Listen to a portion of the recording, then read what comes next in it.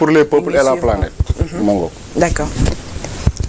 Pacte de Macky Sall a Paris. surveillé comme du lait sur le feu Mame Birame lan nga ragal. Pacte de Paris pour les peuples et la planète. Maanaam lii c'est un machin. xam nga le président Emmanuel Macron dañu koo fal en 2017. mu agsi au pouvoir mu ne dafa créer benn rencontre xaw ma forum laa koy tuddee xaw ma lan lay doon yu dajale. Club de Paris. Hein? Club de Paris. Non bokkul ak forum de Paris pour la paix yaakaar naa noonu la tudd forum de Paris pour la paix.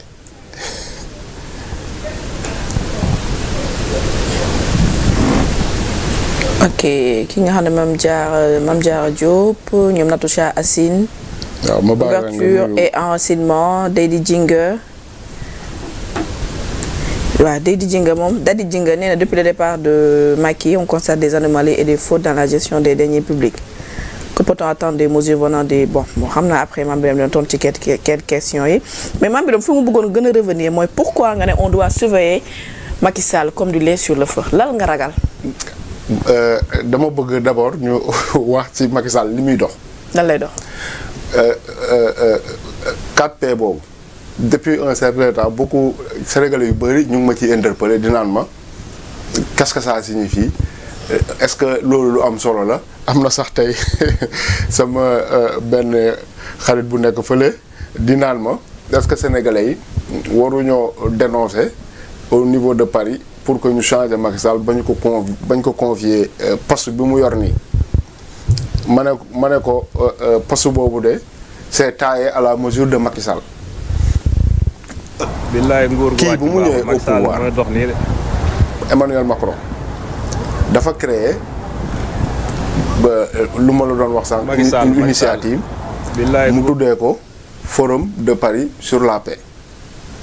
ñu ne dañuy xool naka la ñuy waxtaanee pour fexe ba sauvegarder paix bi fi nekk en passant par une bonne gouvernance ñu ñu ko définiree ñu ne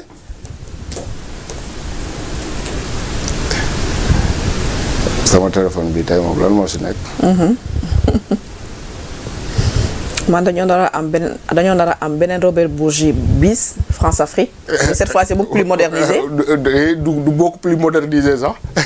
wala beaucoup plus vicieux. bi kay moo pire ñu ne le forum de Paris sur la paix est né du constat qu'un monde mal gouverné serait rapidement un monde en guerre.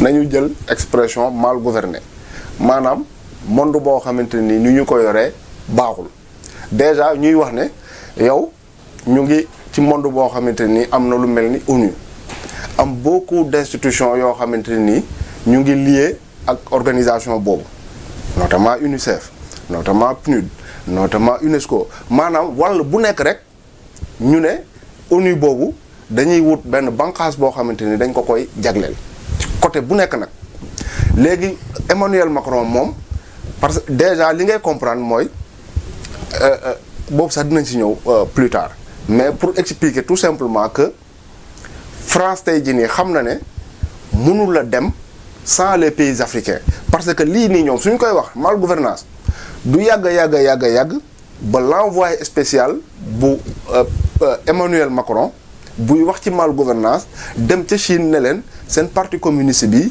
il faut que dootul nekkati le seul parti de la Chine il faut que ñu créer d'autres courants wala d'autres partis comme ni ñuy def fi en Afrique. xalaatuñ ko sax xalaatul également dem ca Poutine ne ko élection yi passé gis nañu ne 3 adversaires nga amoon te 3 adversaires yooyu dañoo néew il faut que nga gën a libre xam nga loolu duñ ko def. bu ñu nee dañuy créer yu mel nii di wax ci mal gouvernance su àdduna bi. jàppal ne pays africains yi ñoo tax ñuy wax pays africains yooyu nag dafa am bët boo xamante ne nii moom la leen France di xoole kii Sila. Baron. waaw dugalal ma monsieur le général. Ahmed Ndiaye nee na un téléphone portable pour Mame Birame. Mame Birame s'il te plaît concentre-toi Ousmane Sissoko si il se concentre hein. Fat Sarr madame Lo est-ce que volume baa ngi ñëw yaa ngi jot volume bi. bu baax waaw. son baa ngi ñëw. Nous avons travaillé à essayer de mettre en évidence cette entre-guerre dont on parle, qui a été le mien, et en particulier à la fin de ma carrière quand j'étais chef d'état-major des armées. Nous avons travaillé à essayer de mettre en évidence ces intérêts communs européens. Ce qui est notre destin commun à l'Européen, c'est la Méditerranée et l'Afrique, où notre destin se joue. Et donc nous avons en permanence essayé, nous Français, d'entraîner les Européens dans cette prise de conscience de la nécessité d'agir collectivement en Afrique et en Méditerranée. Et je suis absolument désolé de voir l'échec de nos engagements au Sahel. Et je pense que de toute façon, nous aurons à nous reposer la question. Parce que nous ne pouvons pas imaginer avoir à nos portes un continent entier qui est en train de s'enfoncer dans la destruction des appareils de gouvernement et des États, s'enfonce dans une forme de chaos, de guerre civile dans beaucoup de pays et de plus en plus de pays, dans des difficultés qui sont liées aux évolutions climatiques, qui sont encore plus dramatiques sur des populations vulnérables comme les populations africaines. En plus, un continent qui va connaître une explosion démographique comme aucun continent n'en a jamais connu. Et donc imaginez que ça se passe là, dans les 10-20 ans qui viennent, et que ça n'aura pas de conséquences sur l'Europe. C'est que une à mettre en place ce pile partie de l'Afrique, ou alors n'a pas dit son... Sur des populations vulnérables comme les populations africaines. En plus, un continent qui va connaître une explosion démographique comme aucun continent n'en a jamais connu. Et donc imaginez que ça se passe là, dans les 10-20 ans qui viennent, et que ça n'aura pas de conséquences sur l'Europe, parce que nous vivons dans une sorte de bulle protégée par je ne sais quoi d'ailleurs. C'est tout simplement inconscient. Et donc je pense que cet intérêt commun-là devrait un jour faire que l'Europe se décidera à agir comme une entité politique et qui ira défendre elle-même ses intérêts, y compris par le moyen de l'engagement de ses armées. Le retrait du Sahel fut difficile à accepter pour tous ceux qui y ont été engagés. Je suis le premier à avoir beaucoup de mal à avaler ça. C'est un échec français et européen et africain qui procède principalement de ce que nous n'avons pas compris que l'action devait être une action globale. La restauration de l'État, le retour des administrations, le retour du développement. Et si on n'arrive pas à faire tout ça simultanément et de façon coordonnée, on va... Le général François Lecointe, de qui il se moque-t-il? lii bërki démb la ko def ci ak Figaro seen chaîne YouTube bi la accordé une interview mu wax ji kii c'était le chef d'état-major général des forces armées françaises 2017 à 2021. très bien jóge yàggu fee jóge donc mu ne avenir Europe Afrique la avenir Europe mu ne ñoom seen destin la wax de seen destin le destin wu européens yi Afrique la ak la Méditerranée su ko waxee mooy l'Afrique du Nord. très bien mu ne dinañ ko reconquérir écarté wuñu sax par les armes. man looloo ma jaaxal kay. par les armes te mu ne li xewoon bu njëkk maanaam France demal boppam fii Italie demal boppam fële Espagne demal boppam fële loolu du amati ñoom dañuy def bloc. maanaam benn seconde colonisation lañu bëgg daal. mais cette fois-ci à l'échelle boo xam ne Europe mooy bloqué de l'Union européenne. dans le cadre de l'Union européenne léegi nag pourquoi lii ak lien wu Macky Sall parce que wax naa la sànq ne lii nga xamante ne nii France daf ko créé en 2017 bi Emmanuel Macron accès au pouvoir la lancé forum boobu ci 6e édition bi en 2023 ñu créé les 4P là maanaam mooy benn genre ambassadeur boo xamante ne nii ñoom dañu koy yónni pour loolu nga xamante ne nii mooy seen objectif la te ñu tënk ko ci malgouvernance officiellement boo xamante ni dañ ko war a xeex pour éviter les guerres xam nga noonu lañ ko waxee.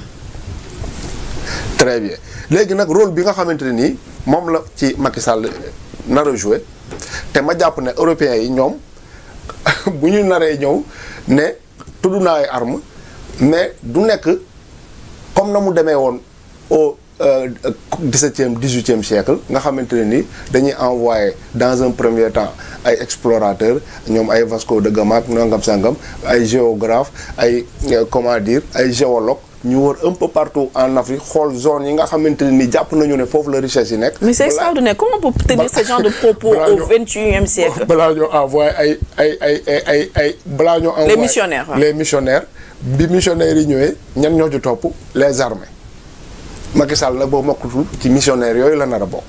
René Caillé quoi ay ñoom René Caillé moom. missionnaires yooyu boo xoolee.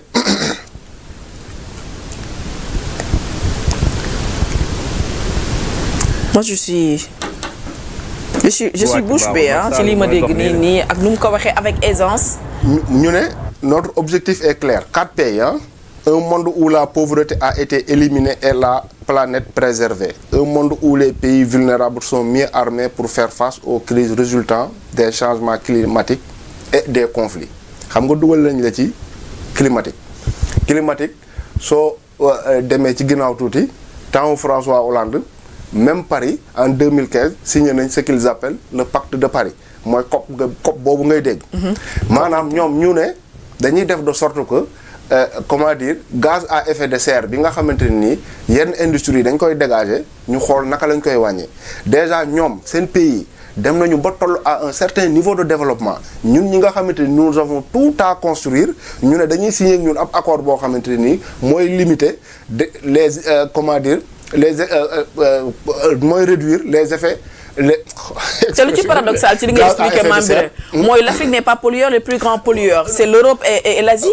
mais très bien mais bu nekkee loolu am na forcément ñoom dinañu am foo xamante ni dinañu mën a tënk pour ni nga xamante ni war nañ ko construire suñu dëkk yi nga xamante ni y a pratiquement rien ñu am ci ay freins mais dans tous les cas li nga xamante ne ni mooy doon comment dire mission bi nga xamante ni kii mu ngi koy expliquer maanaam ñoom dinañu ñëwaat Afrique parce que sans l'Europe sans l'Afrique Europe mënul dem ñoom boo seetloo dernièrement France ñu ngi lay wax toutes les difficultés yi nga xamante ni am na ko pourquoi parce que uranium bi mu daan tibb au Niger amatul possibilité bi or bi mu daan jël Burkina Faso di ko jël Mali amatu ko te loolu ci kanam la gën a ci kanam la nar a gën a jëm. dafa am crise énergique sax instant yi en France keroog Paris rek dafa am électrique coupure de 2 heures de temps. ci kanam xam nga yow bu nekkee ne depuis 1957 France mu ngi exploité uranium mu Niger ñoom ils ont 56 centrales énergétiques seen centrale nucléaire seen dëkk bu leen di fournir de l'électricité bu ñu si jëloon benn rek ci 56 yooyu indi ko Niger bi ñuy jëlee uranium. Niger dootul ñàkkati courant mën na la gérer tout le Niger ak seen installation yi dafa nekk mosuñu koo xalaat France boobu mooy ñëw mu ne la forum pour la paix nga dégg ne tey Ukraine ak comment dire Ukraine ak Russie ñu ngi xeex pendant maintenant plus de 2 ans ñu ne la France ban taxawaay la ci am ñu ne la ma ngay yenn Ukraine ay comment dire ay milliards ay seen kii yooyu sax nu mu comment il s'appelle encore sax seen armement yooyu mais xool boo seetloo bi guerre Ukraine bi démarré ak léegi li ko France jàppale ci wàllu armement ci wàllu xaalis mat na daanaka les 10 milliards d'euros 10 milliards d'euros donc François Hollande lii temps Mitterrand la Mitterrand temps Macron la temps François Hollande mu ne la les accords de Minsk maanaam li nga xamante ni suñu ko respecté woon xëy na guerre bi nga xamante ni moo opposé tey Ukraine ak Russie du mas a am les accords de Minsk yooyu ñu signé ko en 2015 ñu ne ukrainiens dañoo toog les représentants du Donbass toog Russie ñëw di superviser moom ak Allemagne ak France François Hollande ne dernièrement accords yooyu dañ koo signé pour permettre à l'Ukraine de s'armer xam nga ñoom donc bu ñu ñëwee. c'était bien préparé. waaw pour jox fexe ba du mu tuddee du point de vue militaire Ukraine taxaw pour dëkku Russie. donc les Français là bu ñuy ñëw ñu ne dañoo am initiative ci àdduna bi pour la paix et le développement jàppal na ay waxu naxee mbaay la li may fàttali rek mooy da nga daan gis université gars yi toog ñu ne naka la ñuy fexe ba génn ci affaire yi dëgër na ci benn néeg rek ñu ne créé nañu benn association. ñu koy tuddee sax Action pour la jeunesse par exemple APJ ñeent lañu yow yaay président bi yow yaay trésorier bi moom du ñu ko fàtte yow yaay secrétaire général bi ñu wut seen benn jigéen am nañ seen association di wër di wax lu leen neex xam nga Action pour la jeunesse moom mun nga si dugal lu ne. c'est la même chose nag avec Macky Sall léegi li mu ko mën a permettre nag mooy Macky Sall la ñëw par exemple dem en Côte d'Ivoire les opposants maliens dem fekk ko foofu mu waxtaan ak ñoom ñi nga xamante ni ils sont pro-français mu dëgëral leen jox leen des moyens ñu dem xool naka la ñuy récupérer le Mali. Alors si je comprends bien ce raisonnement Mame Birame maanaam le président Macky